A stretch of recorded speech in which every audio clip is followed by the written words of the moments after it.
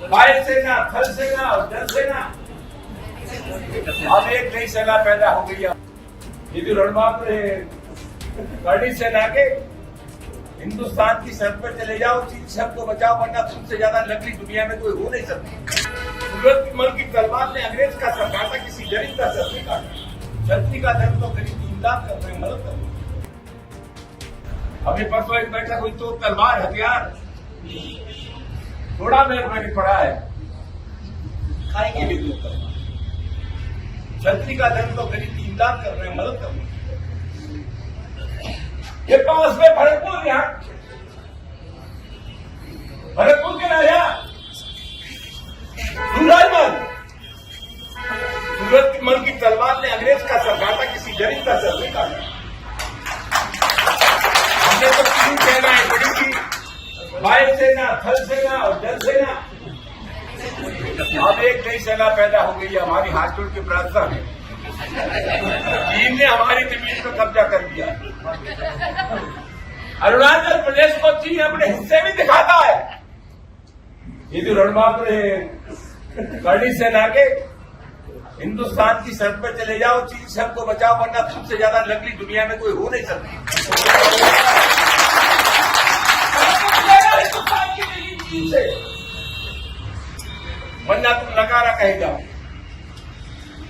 दोस्तों, सामाजिक शक्तियों की बात मैंने की। लड़ाई लंबी है और ये लड़ाई कोई हमारी लड़ाई नहीं है, ये लड़ाई उन लोगों से है। मुख्यमंत्री न रहने के बाद जिन लोगों ने गंगा जल से अखिलेश यादव जी का मकान धुलवाया, ये लड़ाई राजस्थान की विधानसभा में तो नेता प्रतिपक्ष का दलित एक मंदिर में चला गया, उसको गंगा जल से धुलवाया गया। आज ही एक दलित नौजवान को मार डाला गया।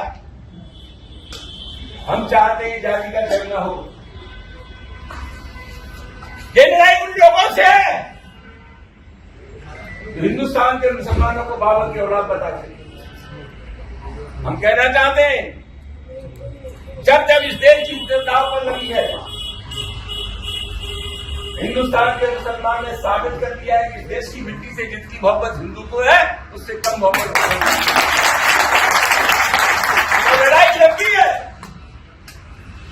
इसलिए तो हमने कह दिया कि हिंदुस्तान के मुसलमान ने तो कभी बाबर को अपना आदर्श नहीं माना, तो मोहम्मद साहब को अपना आदर्श मानते, क्योंकि संतों को मानते। तो हमें कुछ किया कि जब तुम बाबर को कहोगे कि ये मुसलमान बाबर का डीएनए है, तो तुमने किसका डीएनए जोड़ा? कोई तो रायता फैला हुआ है। दोस्तों, आगे आने वाले समय में समाजवादी पार्टी के राष्ट्रीय अध्यक्ष श्री अखिलेश यादव की 19 अप्रैल को आ रहे हैं। लड़ाई का मैदान तैयार होगा, दोनों हाथ होंगे।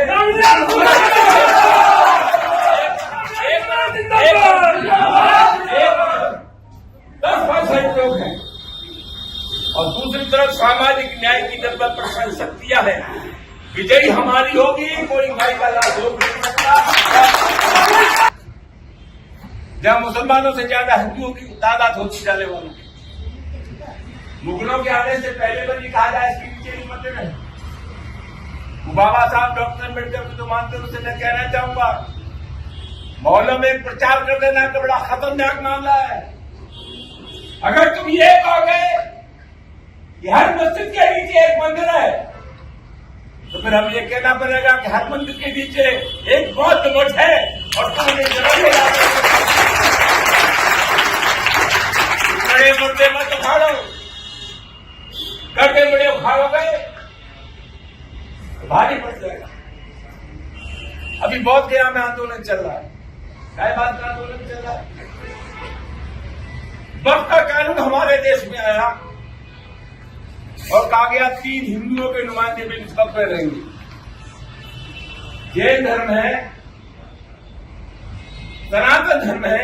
अगर कोई ट्रस्ट बनता है किसी मजहब का, धर्म का, उसी मजहब के लोग उसमें रहते हैं। वक्त में 30 सनातनी रहेंगे, क्यों रहेंगे? वक्त और इस्लाम को मानने वालों का है। बहुत किया में क्या आंदोलन चल रहा है? वो जो बौद्ध मठ है उसमें हिंदुओं के नुमाइंदे हैं, कलेक्टर उसका संरक्षक है। और मैं लंबे समय से ये मांग हो रही है